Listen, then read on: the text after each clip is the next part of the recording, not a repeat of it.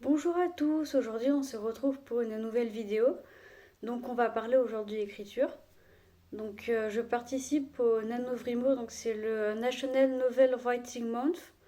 C'est en fait sur un mois, ça se déroule, normalement c'est en novembre. On a un projet de 50 000 mots sur un roman, voilà.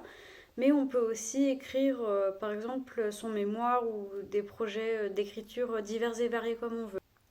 Là, en fait, il y a aussi en avril et en juillet des camps NaNoWriMo. Et ces camps-là, en fait, on peut choisir notre projet. Moi, j'ai quand même choisi de prendre 50 000 mots parce que j'ai le temps. Moi, en fait, là, je voulais participer cette année. Enfin, ça fait un moment que je voulais participer, sauf qu'en novembre, à chaque fois, c'est la période des examens, donc j'ai pas le temps d'écrire du tout. Donc là, en juillet, c'était le moment parfait parce que j'ai le temps, je peux écrire et surtout, enfin, j'ai plein de projets d'écriture en cours et que j'ai envie d'avancer. Pour ce camp NaNoWriMo, cette année, j'ai choisi de travailler sur un projet d'une fanfiction sur le jeu Amour Sucré.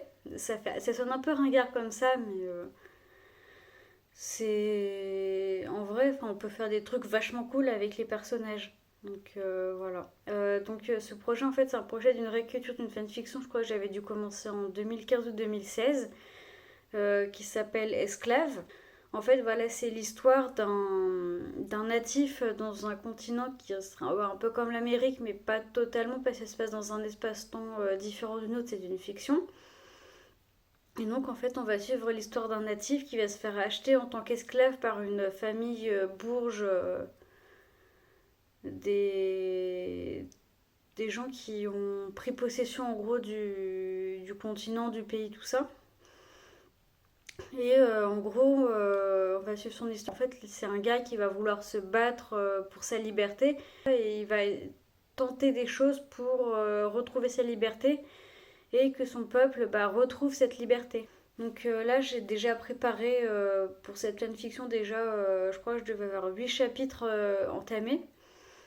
J'ai déjà tout relu, fait un sommaire de tous les personnages, de tout ce qui s'y passe, même s'il y a certaines choses que je vais modifier dans l'histoire.